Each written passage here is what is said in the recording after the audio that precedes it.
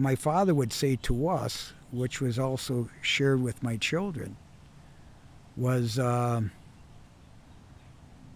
you're looking for trouble, you're going to find it.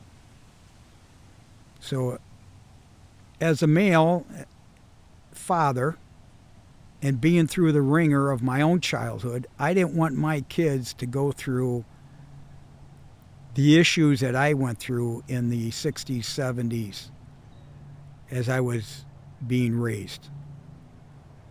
And so, with Luke, I want to give you some stories. My first son is Luke. Here's my takeaways from Luke and what he shared with me over the last year about lessons that he learned from me and my family. Number one was education. Education. I pushed education. The other thing was integrity. Doing the right thing. Always. And friendships and being open and honest with people. One thing that I always wanted to do were the 3 E's with my kids. It's make sure they get the education. And with education meant experiences. If they wanted to play music, get them a coach. If they wanted to play baseball, get them a coach. If they had a skill set or an interest, I would bring in a third party to help those kids get ahead. Even if they decided not to do it. If they wanted to get ahead, they were open to get coaching from a third party because I was their dad. And that's one thing I used to tell Luke is, hey man, especially when alcohol started to come in later in their high school and college, I would say, listen, I'm not your friend. I'm your dad. And so I didn't drink with my kids. And when I saw them starting to drink, in college especially, one of the things that I noticed in high school, once Luke decided what high school he was going to go to, in between grade school and high school, it was a big decision. So I brought him to a private school, a military school, and I really wanted him to go there. Luke decided that he was going to go to South St. Paul. It was a public school. And he was young, ambitious, full of vinegar. I didn't want him to lose focus on top education in high school, a public school. A friend of mine came to our family business and said, Rock, I got an idea. I got some prototypes, and I'd like to have your children try them for free. And I went, wow, okay. It was a new product. And I was a hockey player. My kids played hockey and so on. When they were younger, they all skated. Showed up with our rollerblades. Do you remember rollerblades? I'm talking about way back. So Luke was like, I don't know, 12 to 14 years old. And the kids lived on a cul-de-sac. So they would play hockey with rollerblades. Well, what Luke did with rollerblades was he started skating miles to the high school before he started driving. My biggest fear was he was going down these huge hills for miles to get to school with rollerblades. And there were no elbow pads, no helmets, no knee pads and all that stuff that you can get today. So I was amazed. In fact, I was impressed that these kids were on rollerblades. Of course, everybody knows what happened to rollerblades. It took off, it went public, and that original owner that acquired the rights to rollerblades ended up going to owning the Minnesota Wild. It was a big deal back in the day in St. Paul, Minnesota. that was basically one of the first developers and distributors of rollerblades. So that's one of the first things that I noticed that Luke was. He was a go-getter. Guess what? He made it happen. Now the other thing is with Luke, he was the oldest, and when he was small, I'm talking about 2-3 years old, I'd had a 10-speed, and I had the child seat in the back of us. And every time we would roll out in South St. Paul, it's a very hilly area, we would ride bikes, and he was really a cute kid.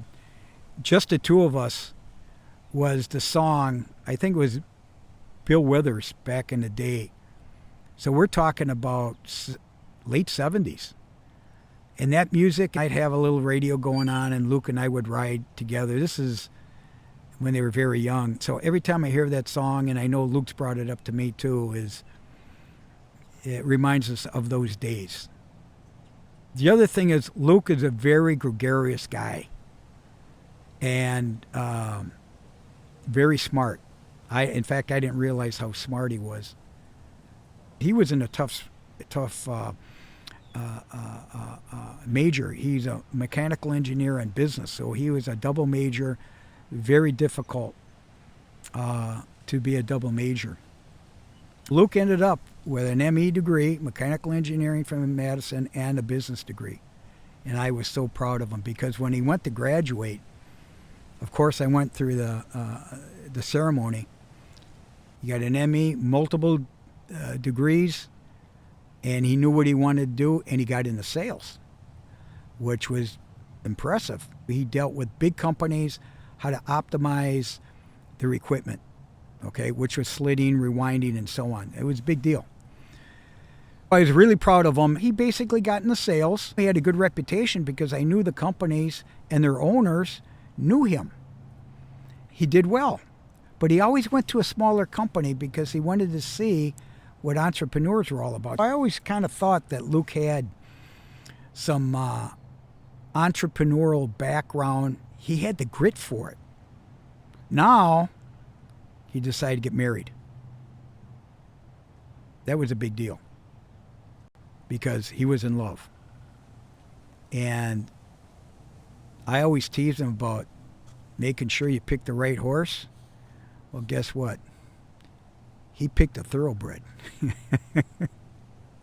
His wife is a thoroughbred. And she had the opportunity to be a doctor or a dentist. She decided to go to dentistry because of the effort and that she wanted a family. That was her goal, a family, and I'll be a dentist also. So guess what they did?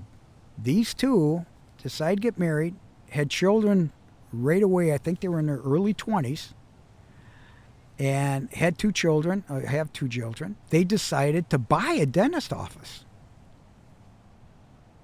Yeah. They bought a dentist office right away. So I says, wow, good for them.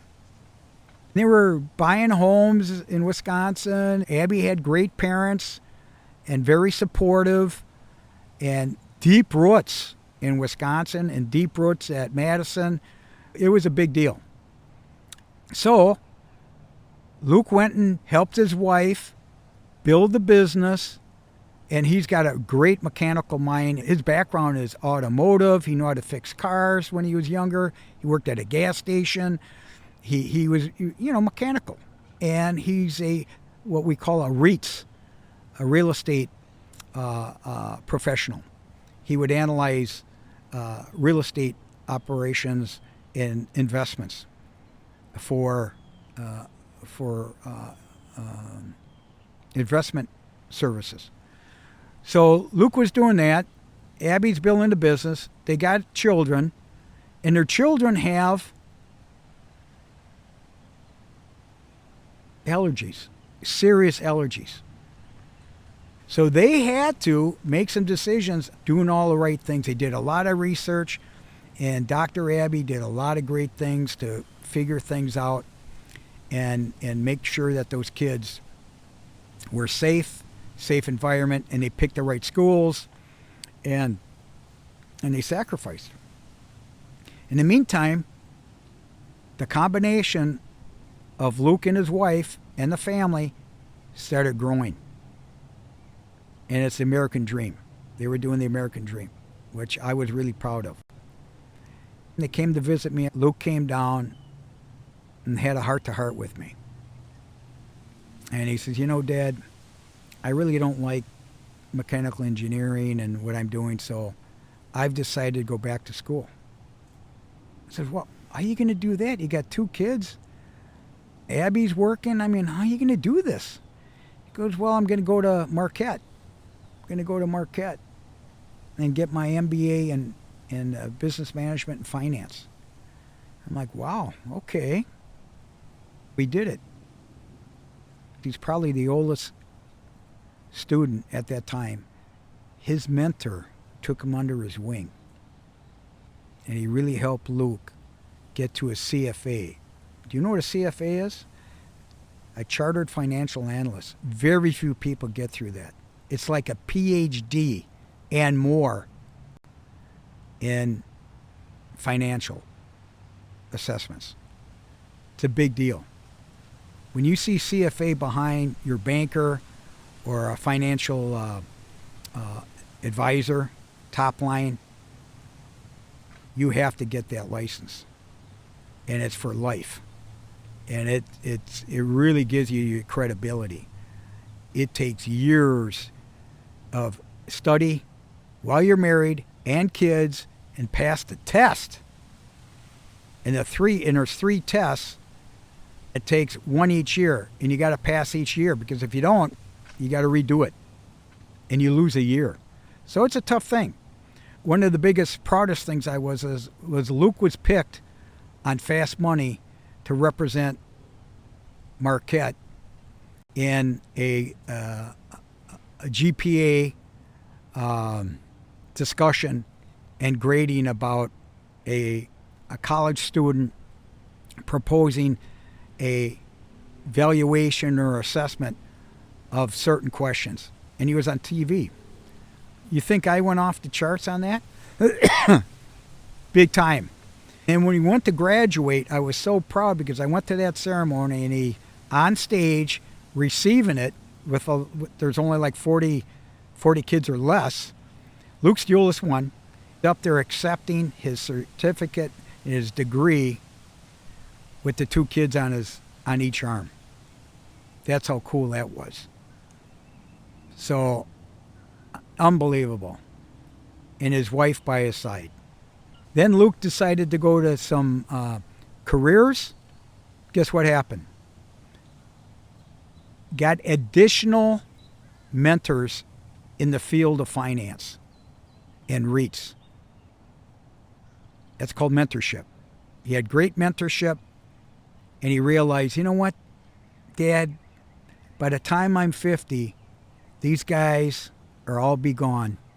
Because he was one of the youngest financial analysts there, but he started seeing what the 55 and older project managers were being let go, because it's pretty common in the banking industry.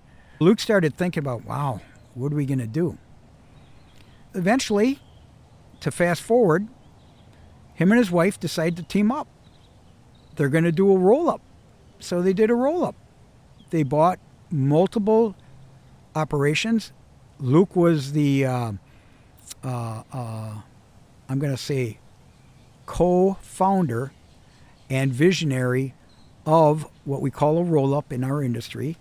We're going to buy 3 to 5 different operations, and eventually, when the time is right, we're going to sell them. And that's what happened. They became entrepreneurs to do what they had to do. I was firsthand seeing some of their negotiations. They were successful. You know what that did for me?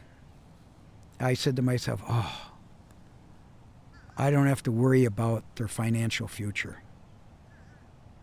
That's a big deal when your parents realize that your kids are successful. And that's what next generation is all about in your children. That's Luke's career, but most of all, and that's their mastery, okay? They've mastered their career. in their 40s at an early age, went through all the tough stuff, raised 2 great kids, and now they're independent. Their mastery, their foundation from the families on both sides, of the integrity of the traditional families that we are, in a way old school, on Luke's side and Abby's side. And then they mastered their careers. Now they're independent, and now they're passing it on to their children. I am so proud of what they've done.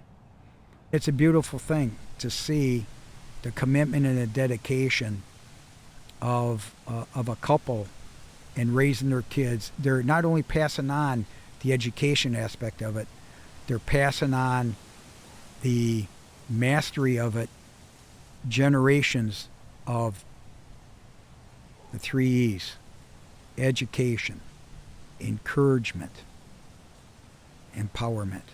Now I see my grandson and my granddaughter taking those same steps of, I'm going to call it greatness, of giving back, of community work, of friendships, of education, the medical field. I mean, this is tough stuff, man.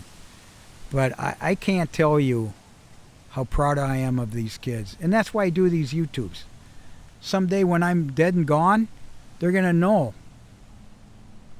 My father never sat down and said, "Rock, you were great." I'm telling you how proud I am of not only my 3 kids, their spouses, their families, their children, and they're doing all the right things, man. It's called integrity. And they're fighting for a better life, not only for themselves, for their kids. Because someday they'll have grandkids. And I just hope and pray that they have the health and the faith and the appreciation of what foundations that we've had in our lifetime. The faith of God, the gifts, the gratitude, the appreciation. Honor your mother and your father. Anyway, that was my mastery of parenting of Luke, the oldest. Always bring joy. So that's how I'm going to leave this. Always bring joy. I'll talk to you soon.